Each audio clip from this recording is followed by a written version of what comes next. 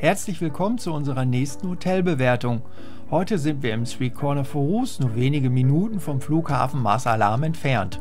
Das Hotel mit gut 500 Zimmern wird unter belgischer Leitung geführt und daher sind auch viele Belgier und Holländer anwesend. Die meisten Touristen kommen jedoch aus Deutschland und sind sehr häufig Wiederholungstäter. Auch wir waren schon 3-mal dort. Es gibt im Hotel 3 Poolanlagen sowie 3 Restaurants. 2 davon sind Spezialitätenrestaurants. Das Essen ist sehr schmackhaft und für ägyptische Verhältnisse überdurchschnittlich gut.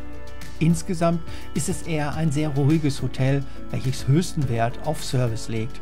Ob im Restaurant, am Pool oder am Strand, immer ist alles blitzblank sauber. Die Zimmer verteilen sich über die komplette Anlage, wobei die Zimmer im Haupttrakt weniger zu empfehlen sind. Zu den Schnorchelmöglichkeiten. Das Three Corner Forus liegt an einem Saumriff, aber es gibt noch ein kleines Innenriff und sogar eine Lagune. Alles sehr einsteigerfreundlich, daher 7 von 10 Punkten.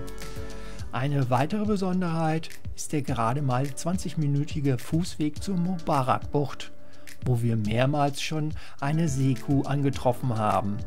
An einem sehr windstillen Tag können wirklich geübte Schnorchler es wagen, vom Hausriff des Forus in die Mubarak-Bucht zu schnorcheln. Der Service im ganzen Hotel ist außergewöhnlich gut und daher verdiente 8 Punkte. Das Essen im Hauptrestaurant oder in den Spezialitätenrestaurants ist auch sehr gut, daher wohlwollend 8 Punkte für das Essen. Die Animation ist sehr vergleichbar mit anderen Hotels und sticht nicht besonders hervor. Ruhe und Entspanntheit stehen im Vordergrund, daher gut gemeinte 6 Punkte.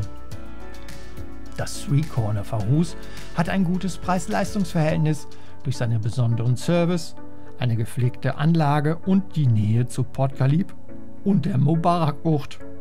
7 von 10 Punkte. Insgesamt geben wir dem Hotel 36 Punkte und damit 3,6 Sterne. Es kommt knapp in unsere Top 10 der Hotels in Ägypten und ist eine klare Weiterempfehlung.